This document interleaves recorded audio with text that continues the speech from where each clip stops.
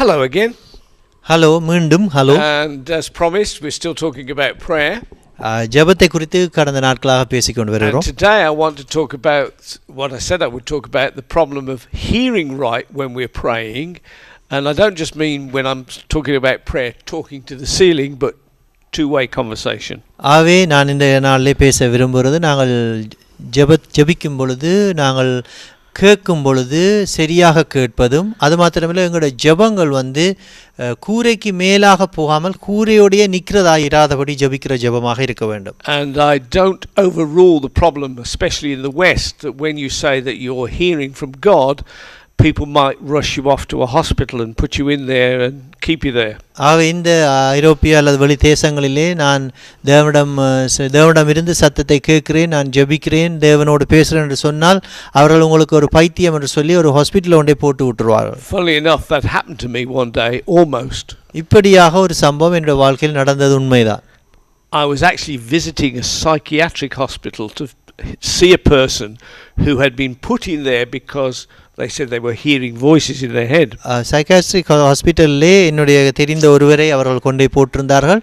அவர் நிறைய சத்தம் அவருக்கு கேட்டுக்கொண்டிருக்கிறது என்று சொல்லி அவரை போட்டிருந்தார்கள். அவரை சந்திக்க நான் போனேன். And I'd taken a friend with me to meet this person who was in hospital, and my friend was a medical doctor, not a psychiatric doctor but a medical doctor. என்னுடைய நண்பர் ஒரு மெடிக்கல் டாக்டராக இருந்தார். அவர் psychiatric doctor அல்ல. அவரோடு நான் இந்த ஹாஸ்பிட்டலுக்கு போயிருந்தேன். And we ended up talking to the psychiatrist about this particular patient. இந்த குறிப்பிட்ட நபரை குறித்து அந்த டாக்டரோடு நான் பேசிக் கொண்டிருந்தேன். And my friend the doctor said to the psychiatrist, what is really going on? என்னுடைய நண்பர் டாக்டராக இருக்கிறார். அவர் இவரை பார்த்து கேட்டார், உண்மையிலே என்ன பிரச்சனை போய் கொண்டிருக்கிறது? Well, the patient is hearing voices. He says he hears from God. அவர் நிறைய சத்தம் அவருக்கு கேட்கிறதாம், அது கடவுள் தான் பேசுகிறார் என்று அவர் சொல்லுறதுனால இங்கே கொண்டு வந்து விட்டிருக்கிறார். And my doctor friend who also knew God, he said to the psychiatrist, but I hear God speak to me.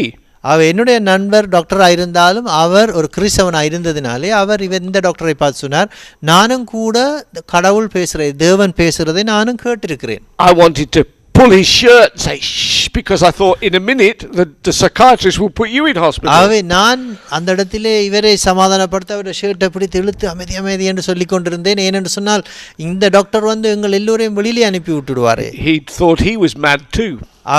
அந்த டாக்டர் நினைத்தார் இவரும் கூட ஒரு பைத்தியக்காரன் என்று நினைத்து விட்டார். So there are people that hear things, but are they hearing from God? That's a good question.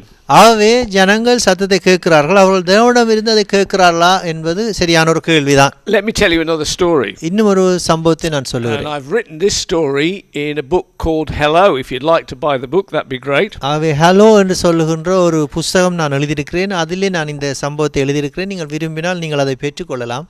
Some years ago, I took a group of young English people to a Ghanaian church. கானா சபைக்கு என்னுடைய சபையிலே இருந்த ஒரு குழுவாக ஒரு ஆங்கிலேயர்களை நான் அழைத்து சென்றேன். This was a big church and the people I took were all English.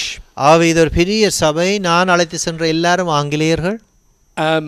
These were all Ghanaians in the church. கானாயன் தான் அந்த சபையில் இருந்தார்கள். I'd been to their church many times, and usually when I went, they would run the meeting in their own language. நான் அவர்களுடைய ஆராதனைக்கு பல தடவை போயிருக்கிறேன் அழைக்கப்பட்டு. நான் அங்கே இருக்கும்போது அவர் தங்களுடைய சொந்த பாஷையில் தான் இந்த ஆராதனை நடத்துவார்கள். But because this time I was visiting them and I brought about 10 young people who all only spoke English, they ran the whole meeting in English. நான் என்னோட ஒரு 10 வாலிபர்கள் இங்கிலீஷ் மாத்திரம் கதைக்கக்கூடியவர்களை அழைத்து சென்றதினாலே அவர்கள் அந்த முழு ஆராதனையும் ஆங்கிலத்திலேயே நடத்தி விட்டார்கள். There was a lot of singing and a lot of dancing. அங்கே நிறைய பாட்டுகள் நடனங்கள் எல்லாம் நடந்தது. A lot of praising God. அங்கே தேவனை துதித்தல் அதிகமாக நடந்தது. It was a long meeting. இது பெரிய ஒரு ஆராதனையாக இருந்தது. I think my young English friends enjoyed it. என்னுடைய வாலிப ஆங்கிலேய நண்பர்கள் எல்லோரும் அதை அனுபவித்தார்கள், என்ஜாய் பண்ணினார்கள். We'd been there a couple of hours. நாங்கள் குறிப்பிட்ட மணித்தியாலம் அவர்களோடு இருந்தோம். And towards the end of the meeting, I turned to my English young people friends and I said, isn't it kind of them to run the meeting in our language? Because என்னுடைய நண்பர்களை பார்த்து நான் கேட்டேன், அவர்கள் எங்களுடைய பாஷையிலே விளங்கக்கூடியதாக இந்த ஆராதனை நடத்தியிருக்கிறார்கள், இது அவர்களுடைய கைண்ட் அல்லது அவர்களுடைய தயவை காண்பிக்கிறது அல்லவான்னு சொன்னேன். They all looked at me with a very puzzled expression. ஆகவே அவர்கள் எல்லோரும் என்னை பார்த்து ஒரு மாதிரி என்னை பார்த்து நோக்கி சொன்னார்கள். What do you mean, they said? அப்போ இப்படி நீங்கள் சொல்றதுடைய அர்த்தம் என்ன என்று கேட்டார்கள். It isn't in English. இது இங்கிலீஷ்ல அவர்கள் செய்யவில்லை. They haven't spoken a word of English all day. இந்த நாள் முழுக்க அவர்கள் ஆங்கிலத்தின் வார்த்தை ஒன்றுமே அவர்கள் சொல்லவில்லை. Now it was my turn to look surprised. இப்போ எனக்கு ஆச்சரியம் இருந்தது, என்ன இவர்கள் சொல்லுகிறார்கள். I don't know what you're talking about. I said the whole meeting has been in English. நீங்கள் என்ன சொல்லுகிறீர்கள்? இந்த முழு ஆராதனையும் ஆங்கிலத்தில் அல்லவா செய்தார்கள். Right now they're singing a song in English. அங்கே பாருங்கள், அவர்கள் ஆங்கிலத்திலான பாடலை பாடிக்கொண்டிருக்கிறார்கள். My young English friend said no they're not. என்னுடைய வாலிப ஆங்கில நண்பர்கள் சொன்னார்கள் அவர்கள் ஆங்கிலத்திலே பாடவில்லை. We don't understand anything. அவர்கள் சொல்லுற ஒன்றும் எங்களுக்கு விளங்கவில்லை. So as the song went on, இந்த பாடல் போய்க்கொண்டிருக்கும் பொழுது I pointed out the English words to them. நான் அவர்களுக்கு அங்கே ஆங்கில வார்த்தைகளை நான் காண்பித்தேன். This is what they're saying, this is what they're singing, can't you hear? இதான் அவர்கள் சொல்கிறார்கள், இதான் அவர்கள் செய்கிறார்கள் என்று நான் அதை காண்பித்தேன். Now I realize as I'm listening now that the words had a very strong West African accent. அவர்கள் படிக்கின்ற பாடல்கள் அங்கே ஆப்பிரிக்காவின் நடைமுறையிலே தான் அந்த வார்த்தைகள் கடுமையாக இருந்தது.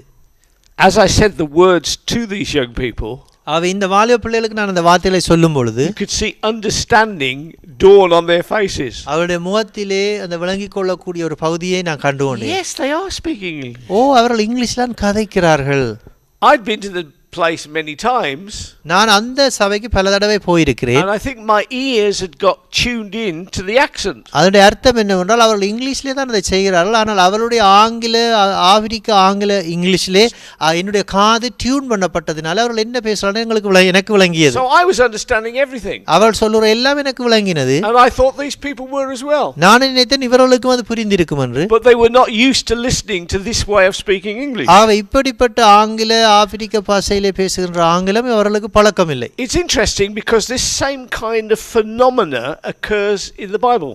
இதே காரியம் வேதத்திலே நாங்கள் பார்க்க முடியும். For instance, when Jesus was baptized by John, அங்கே யோவான் மூலமாக இயேசு ஞானஸ்நானம் எடுக்கிற பொழுது it's obvious from the context of scripture that Jesus understood what was said and he understood the words. ஆகவே அந்த சூழ்நிலையிலே இயேசுவின் மேலாக சொல்லப்பட்ட வசனம் அதனுடைய அர்த்தம் என்ன என்று அவர் விளங்கிக் கொண்டார். But the onlookers, ஆனா அங்கே நிற்கிற மற்றவர்கள் they just heard a noise. அவர்களுக்கு ஒரு சத்தம் தான் கேட்டது. A bit like my friends in the Ghanaian meeting. அது எப்படி என்று சொன்னால் கானேயன் மீட்டிங்கிலே என்னுடைய ஆங்கிலேய நண்பர்கள் இருந்து ஒன்றும் விளங்காது போல தான் அவர்களுக்கு இருந்தது. Then the account in scripture again of Paul on his donkey. அது மாத்திரமல்ல, அங்கே பவுல் தன்னுடைய கழுதையின் மேல் போய் கொண்டிருக்கிறான். Going to Damascus. அங்கே தமஸ்குவை நோக்கி போய் கொண்டிருக்கிறான். He hears a voice. அவனுக்கு அங்கே சத்தம் உண்டாகிறது. Sees a light. அவன் ஒரு பெரிதான ஒரு வெளிச்சத்தை காணுகிறான். Falls off his donkey. அவன் தன்னுடைய கழுதையிலிருந்து வழுக்கி விழுகிறான். And he is very clear about what the voice said to him. அந்த சத்தம் அல்லது அந்த குரல் என்ன சொன்னது என்கின்ற தெளிவு அவனுக்கு இருந்தது. Why are you persecuting me, the voice said. ஏன் என்னை துன்பப்படுத்துகிறாய்? It's hard for you to kick against. முள்ளில் உதைப்பது உனக்கு கடினமாமே. He heard it very clearly. அவன் அதை தெளிவாக கேட்டான். But the people who were with him, ஆனால் அவனோடு இருந்த ஜனங்கள், they didn't hear those words. இந்த வார்த்தைகளை அவர்கள் கேட்கவில்லை. They said it thundered. அவர்கள் சொன்னார்கள் இது ஒரு பெரிய இடிமுழக்கம். So it seems to me sometimes it's possible to hear things but to not hear. ஆகவே சில வேளைகளிலே கேட்கக்கூடிய காரியங்களை நாங்கள் கேட்காமல் விடுவது ஒரு சந்தர்ப்பமாக இருக்கிறது. God is speaking to us but we don't hear him. தேவன் எங்களோடு பேசுகிறார், நாங்கள் அதை கேட்பதில்லை. What we hear is thunder. நாங்கள் வெறுமனே ஒரு இடிமுழக்க சத்தத்தை கேட்டது போல முடிக்கிறோம். முடிக்கிறோம். Our mind is seeing something that is not there. அதற்கு காரணம் எங்களுடைய சிந்தைகள் வேறு காரியங்களை வேறு எண்ணங்களிலே இருந்து கொண்டிருக்கிறது. Or maybe we're receiving the results of the night before. We drank too much, or we ate too much, or we ate too much cheese. அல்லது நாங்கள் கடந்த நாட்களிலே எப்படி எங்களுடைய நாளை செலவழித்தோம், அதிகமாக சீஸை சாப்பிட்டோமா, அதிகமாக குடித்தோமா, அல்லது அதிகமாக சாப்பிட்டோமா, அதனால் வந்த விளைவுகளினாலே நாங்கள் அப்படியே மங்கி போயிருக்கலாம். I think really, where do we need to go from here? நாங்கள் இந்த இடத்திலிருந்து எங்கே நாங்கள் போக வேண்டும்? Well, if you watch a little child learning to talk, it's very interesting. ஒரு பிள்ளை கதைக்க ஆரம்பிக்கிறதை கவனித்து பாருங்கள். Understanding comes gradually. அது மெதுமெதுவாக அந்த புரிந்து கொள்ளுற தன்மை அங்கே வருகிறது. And it takes practice.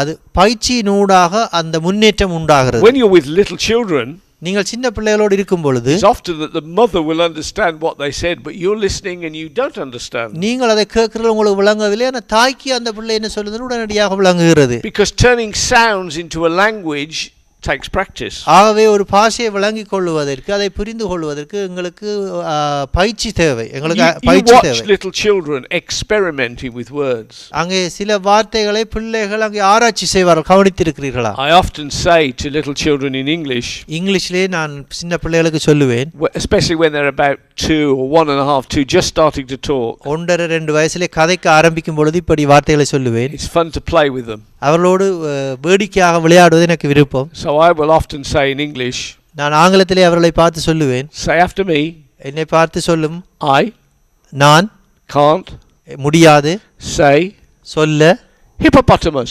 hippopotamus என்று சொல்ல என்னாலே முடியாது. And you watch little children, they can say I can't say, but hippopotamus is a bit too difficult. ஆகவே I can't say என்றதை அவர்கள் சொல்வார்கள், நம்ம அடுத்த வசனத்தை கஷ்டப்படுவார்கள். To start with they don't get it right, but they'll practice and they will get it right. ஆகவே ஆரம்பிக்கும் பொழுது அவர்களால் முடியாவிட்டாலும் அதாவது பயிற்சியின் ஊடாக அவர்கள் அதை நிச்சயம் சொல்லுவார்கள். Practicing seems hard work, but for little children it's just fun. ஆகவே பயிற்சி என்பது ஒரு கடினமான வேலை தான், ஆனால் சிறு பிள்ளைகளுக்கு அது ஒரு வேடிக்கையாக இருப்பதனால் அதை கற்றுக்கொள்கிறார்கள். And to hear from God takes practice. ஆகவே தேவனுடைய சத்தத்தை கேட்பதற்கு நமக்கு பயிற்சி தேவை. I don't think that talking to God is hard work. ஆகவே தேவனோடு பேசுவது ஒரு கடினமான வேலை அல்ல. It's often just fun. அதுவும் வேடிக்கை தான். Yes, there are times when God has serious conversations with us. ஆனால் சில வேளைகளிலே தேவன் எங்களோடு சீரியஸாக பேச விரும்புகிறார். Which sometimes may be not quite so much fun. சில வேளையிலே அது ஒரு ஃபன்னாக வேடிக்கையாக இருக்காது. But perhaps that's a time for another discussion or another talk. இது இன்னும் ஒரு சந்தர்ப்பத்திலே நாங்கள் இதை குறித்து பேசுவோம். And by the way, it would be good to hear your stories. உங்களுடைய கதைகளை கேட்க நமக்கு விருப்பம் ஆவல் உண்டு. About prayer and hearing from God. ஜெபங்கள், தேவனுடைய சத்தத்தை கேட்பதை குறித்து நீங்களும் உங்களுடைய கருத்துக்களை சொல்ல வேண்டும். I'll see you again soon. மீண்டும் உங்களை நான் மிக விரைவிலே சந்திப்பேன்.